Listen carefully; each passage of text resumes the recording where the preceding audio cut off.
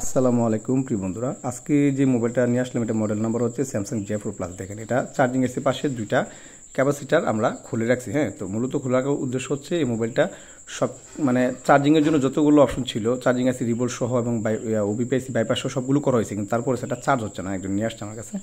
দেখেন এটা মূলত এই দুইটা ক্যাপাসিটার এখানে ছিল, এই দুইটা ক্যাপাসিটার শর্ট ছিল। তো আমি একটা মাইপা দেখাইলাম। তো সেম আর একটা মাদারবোর্ড আমার কাছে যেহেতু সেম মাদারবোর্ড আছে, প্রথমে মনে করছিলাম চার্জিং এসি কিন্তু চেঞ্জ করছে, দেখি যে চার্জিং আইসি মানে আরেকটা চেঞ্জ করে দেখবো। তো পরে দেখলাম যে আগে মাপ দিয়ে দেখি, তো মাপ দিয়ে দেখার পর দেখলাম যে এখানে দুইটা ক্যাপাসিটার শর্ট। হ্যাঁ, তো এই দুইটা ক্যাপাসিটি আমি খুলে নিলাম।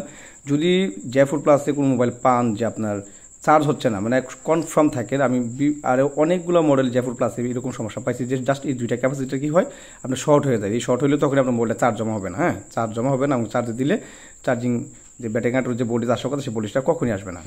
যদি এই ক্যাপাসিটিগুলো শর্ট থাকে। অন্য সবগুলো ঠিক থাকে, সেট রানিংও থাকে, অনেক সময় দেখি সেট রানিং থাকে কিন্তু সেট চার্জ হচ্ছে না। তো এই দুইটা ক্যাপাসিটি আপনি সেম সাইজের হলেও হবে, লাগাই দিলে হবে। ঠিক আছে, তো আমি এটা যখনই কোনো সমস্যা আমি পাই বা কোনো সলিউশন আমি পাই তখনই কিন্তু আপনাদের সামনে একটা ভিডিও নিয়ে আসার চেষ্টা করি।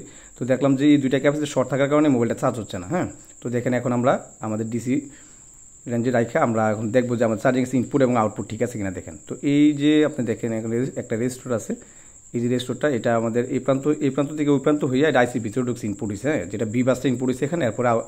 এরপরে আপনার চার্জিং এসে ঢোকার পর ডিসি কনভার্ট করার পর আপনার এই যে কয়েলটা দিয়ে আমাদের বিপিএস পাওয়ার তৈরি হয়। দেখেন এখানে আমাদের বিপিএস পাওয়ার কিন্তু এখন আসতেছে। হ্যাঁ, আর এগুলো কোড রেজিস্টার, এখান থেকে আমাদের ব্যাটারি কারেন্টে যায়। হ্যাঁ, দেখেন এখানেও কিন্তু ঠিক আছে। তো আজকে পর্যন্ত ভালো থাকবেন।